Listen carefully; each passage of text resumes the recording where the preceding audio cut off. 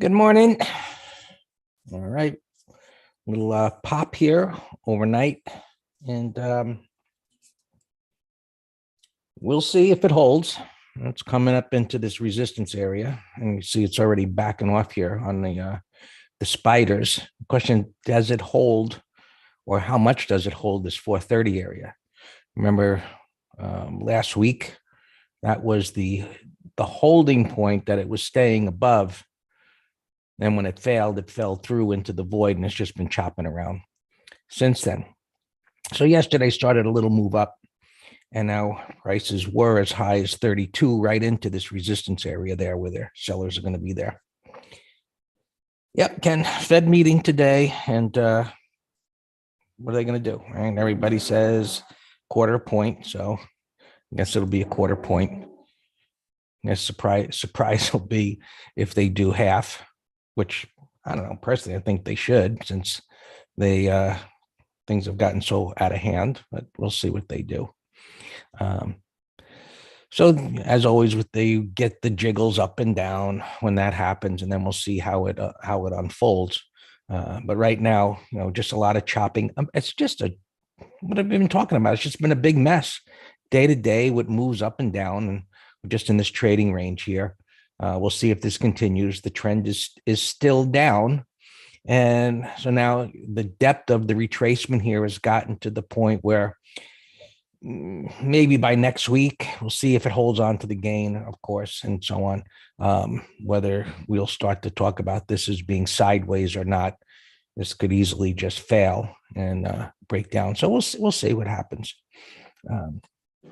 So futures, taking a look at the 24-hour, you can see it's just right up into resistance here. So yesterday, as far as the 24-hour chart goes, it was a decent sized bar and reversal. And, the combination in this area of bottoming tail bar, wide range bar, and yesterday, begins to build a base. And, it's what we talked about some time ago, whether that could begin to happen. And, again, as the news comes out, whether it can actually hold on to this or not. And we'll see how it deals with this resistance area. As you can see, it's already backing off from there. And it does have a void since of the way it went up. And so we'll see. It's going to be difficult, I think, at the open with it's already rallied. It's into resistance. Buyers may show up on the dip, maybe down to here. But now that it's, retested, it created this pivot. This is the concept or the video that I did on YouTube over the weekend about turns. Once it creates a pivot, you've got an obvious point on the chart as a reference point. Now, is it trending up or is it trending down? Is it trending sideways? And as we look at different time frames, clearly this was trending up, and the way to utilize this in I guess the most high probability way is when you have even this, what's happening right now of if this is the hourly chart, it's had this move to the top of the trading range. And as a short-term trader, once it pivots here and you look for the retest for at least a scalp short, and then of course the time frame that you're looking at, does the trend begin to change? So as we can see on the 5-minute, it's broken down through all of these pivots, and now the trend is turning down on the 5, and it broke this on the 15. This is still sideways, but this part of it is in an uptrend. This is still in a downtrend. Now we've got a lot of conflicting information here, and we'll see how it plays out. So SPX, things have shifted with the move up yesterday and pre-market here. And so I'm looking at if the premiums have changed since last I looked a few minutes ago. It's my 44.10. So we've been on the put side for a long time, as the big bets were betting that it would keep going down, and it certainly looked like it was going to, but we're always far enough away. None of those ever got hit. And now that things have moved up and they're into resistance, You simply look, where will it unlikely go to? And where is the premium? So last I looked, let's look again.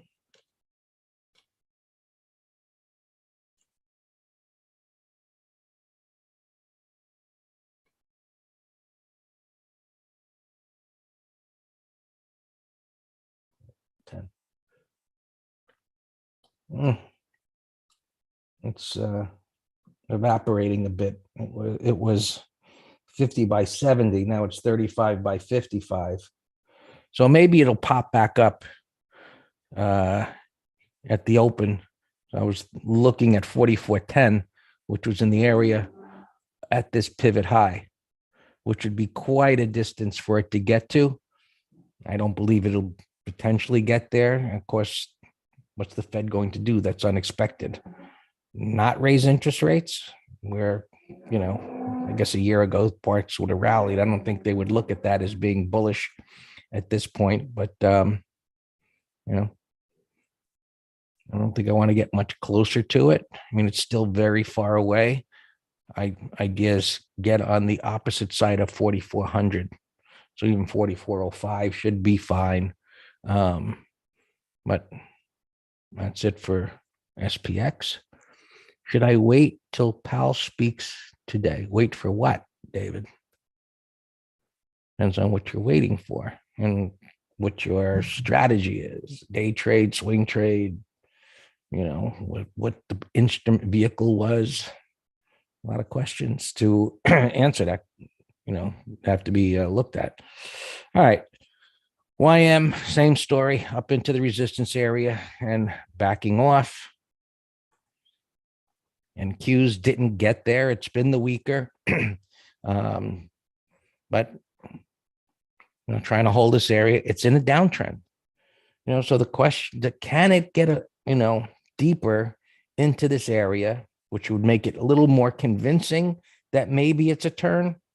But it can't, so far it's not even above the 20 MA, which, okay, is a subjective reference point, but this topping tail and this red bar here, can it close above this area to begin with, which pre-market here with the rally, it hasn't even gotten up there.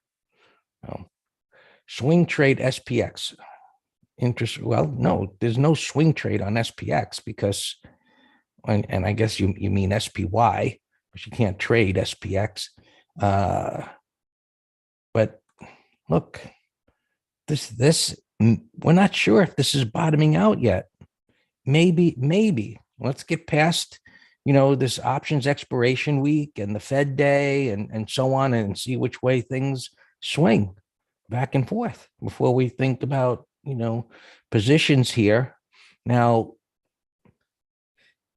if things are starting to bottom, rather than trade this, I mean, unless you're looking for an ETF to trade, what I saw over the weekend was maybe this would spike down towards $60, which has been one of the worst performing ETFs. There's some stocks in there that just been decimated, but there's some good stocks in there. So this would be an ETF. Now, looking at other things, there's plenty of other stuff that used to be favorites that are beaten down to a pulp and starting to show some signs of a bottom. So let's get clear, these next couple of days, and then we'll see as far as things as, swing trades and so on. Is Tesla a good short? And look, the other day, there's really no entry point. Where is it here? 316, 817.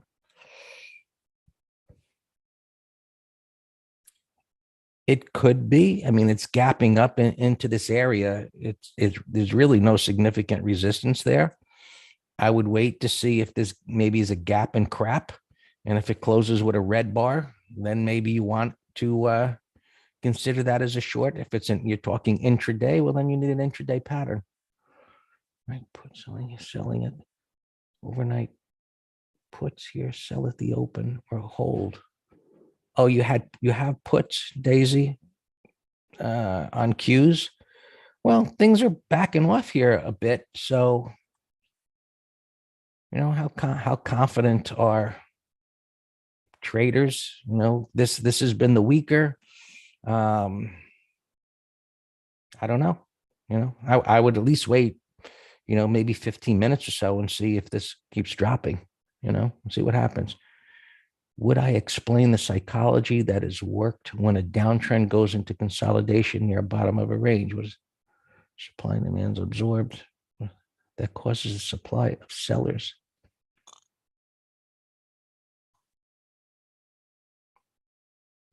That's a kind of a long conversation there to explain that, which is, basically in the courses. But look, the psychology part is prices have come down to an area that buyers believe is an opportunity to buy.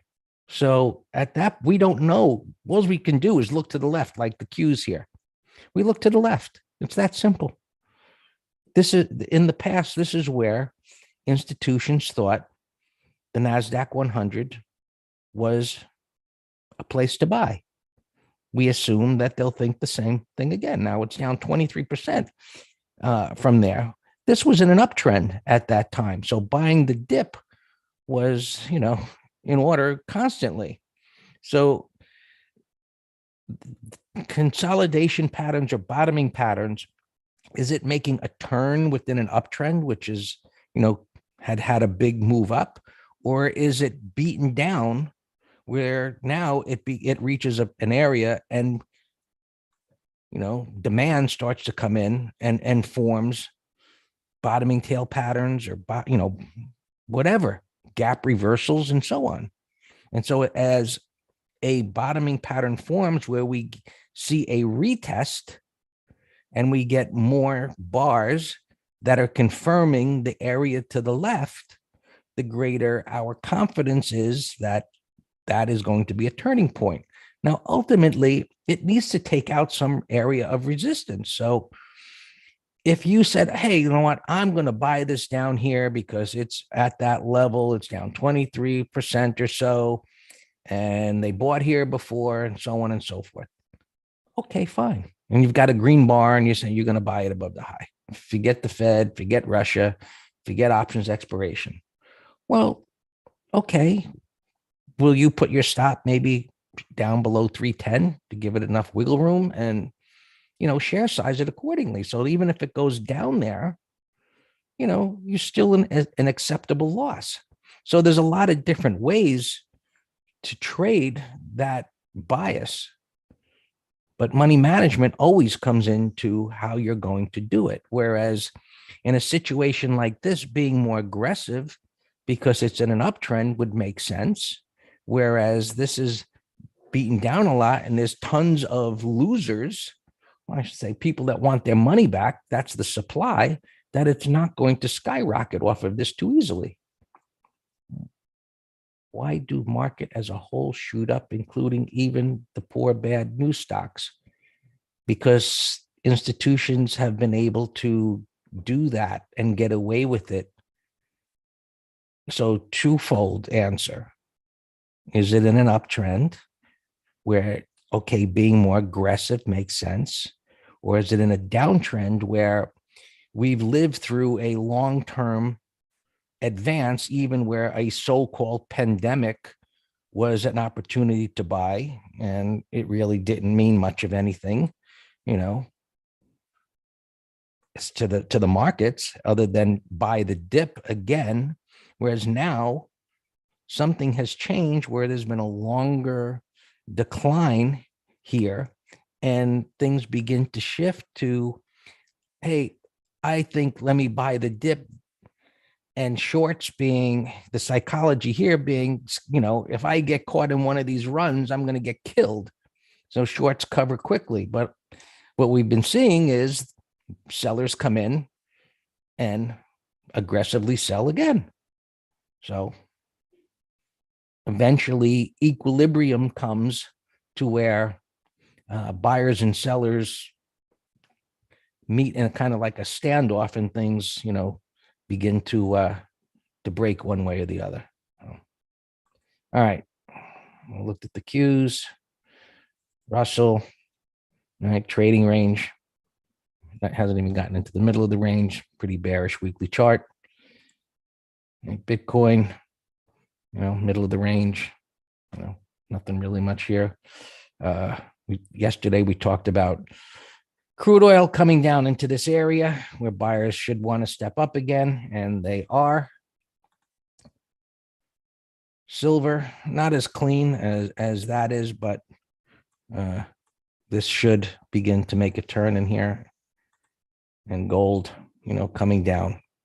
All right, we talked about the 1900 area yesterday as to where there'd be a probable turning point.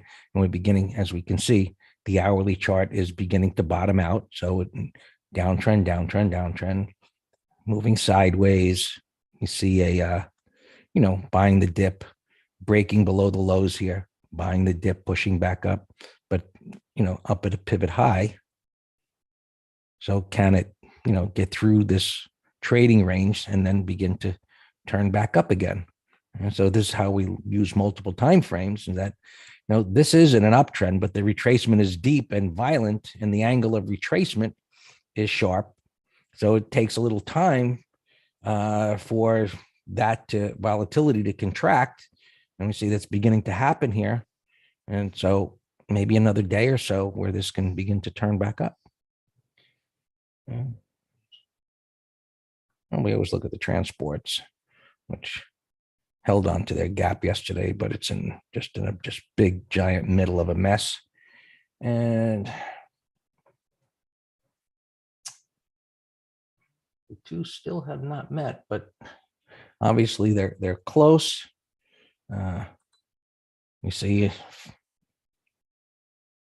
I'm just looking at this, and while the markets are having some bullish price action yesterday and today, while we look at interest rates and there's yield curves that we look at, there's also the idea of why would I risk my money in equities when I can get, 2% is not a lot of money, but, I can get X percentage with no risk. And that's, part of the, the competition for money as to where is there limited to no risk. Now, again, 2% isn't much, but, it's a lot more than what it was, down here. So that's a consideration as well. All yours, Dan.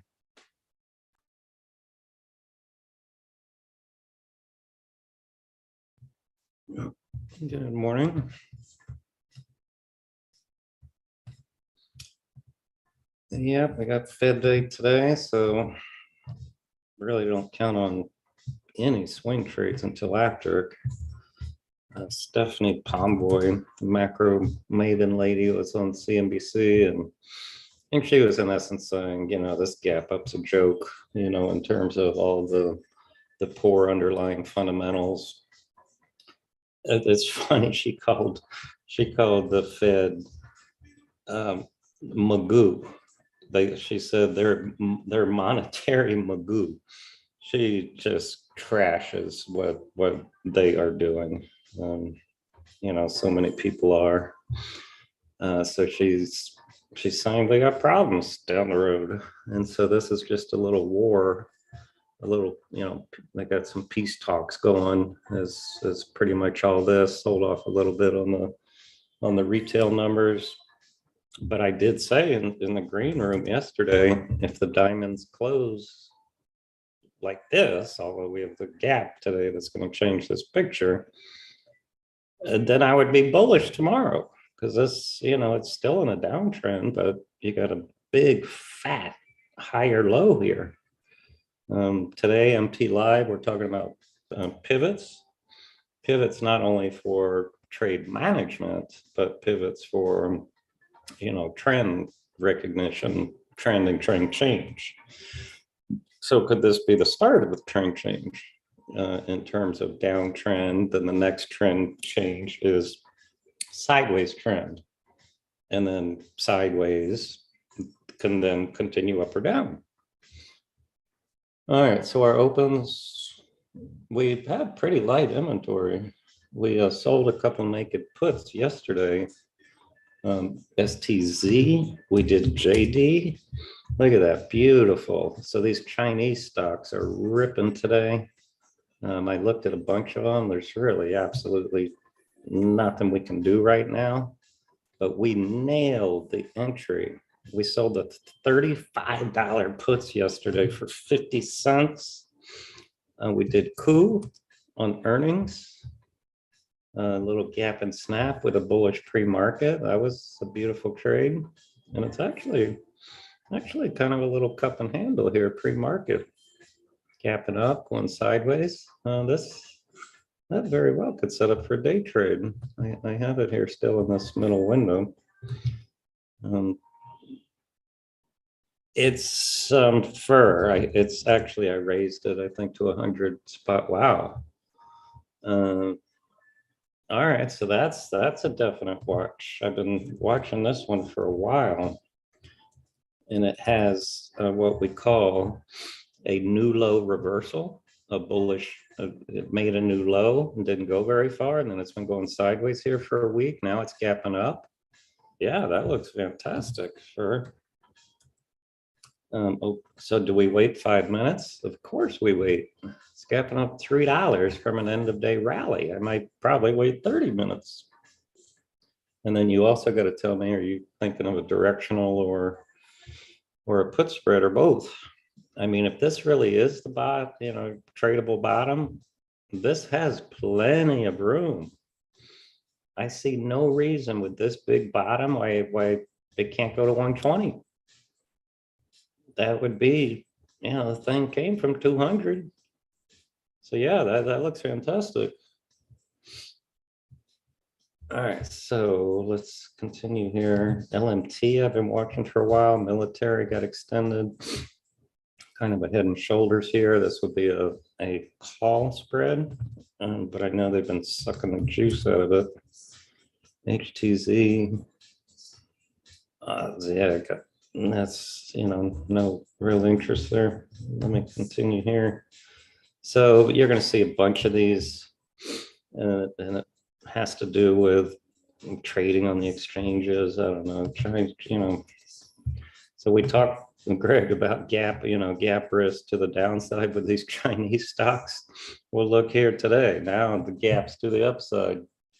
The shorts better have been taking their money because they're getting run over today. I mean, these are massive gaps. $7 divided by 25. That's huge. Okay, Covering. Well, no, there was news that's driving them up. So so now the short covering, is, you never know. You never know unless you're sitting there watching. You got a brokerage firm and you can look at the orders that are buy to cover. I guess only those that have not taken a master trader course would be long such a terrible looking chart.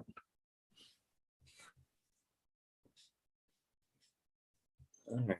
NCLH. All right. So the leisure, we have a call spread on this, so we're going to move it to 30-minute high. But yesterday, leisure stuff, Jets had a nice gap in bid, and there's still room. We were watching United and Delta, I think, yesterday. So this cruise ships, leisure and hotels and restaurants. I kind of lump all those in the leisure department. More of it won't get to traded at all risk. I'm not sure what you're asking. All right, this had earnings and I see nothing to do with it. Well, actually 30-minute low. Oh, gotcha.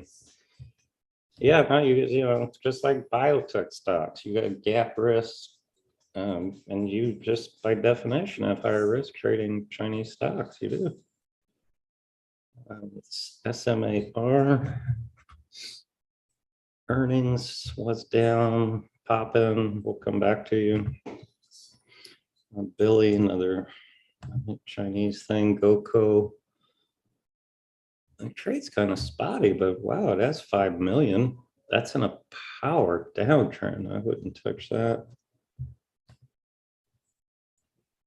That's gapping up 311, bullish gapping in a downtrend. These are all earnings. Ryan, big mess, no pattern. That's a choppy as can be uptrend. You got rising 2050. I just don't like the way it trades. Mercy, maybe. You know, it has to make the turn. It's a sloppy buy setup. Power downtrend. That thing looks like it's going to zero. Lots, just no interest. These are junk patterns. This would have been a potential bottoming, and it still might, but now I see it gapping down. But you know, if you're interested, set an alarm at $1.95 and maybe yesterday's high. Cal trades like garbage. Wow, I do not have many tier ones here today. Jable, 61 bucks, gaps too excessive.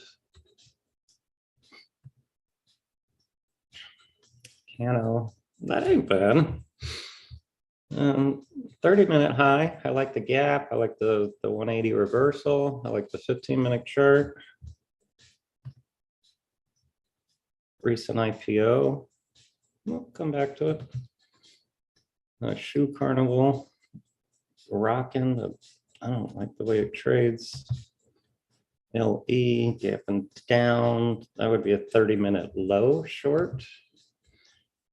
I guess what's going on with China also. These beat up casinos are getting a bid. We'll keep an eye on them. This one looks the best, 41. So I have this one. I'm going to put that in a window. Boot was a bottoming pattern. My alarm just went off.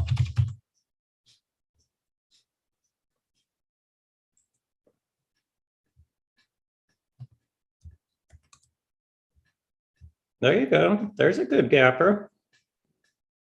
That's a beautiful bottoming pattern. Gap reversal, went sideways, got above the 20 in his gap breakout. This looks fantastic. Putting that in a window.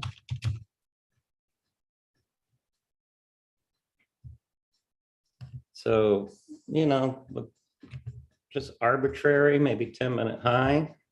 John, if you want to check put spread also. But that's a nice little gapper right there.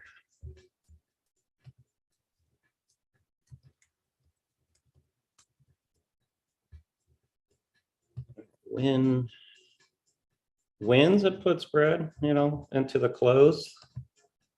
All right, PayPal bottom right is moving. PayPal looks great. It's just a matter of how aggressive we want to get in. But as of right, you know, I'm not going to rush into it. I'd rather pay a higher price with higher confidence. And we still have the Fed, which I'm sure we're going to see some bullish patterns. And you just got to decide now in your trading plan if it's something that you want to do ahead of FOMC. PDD, another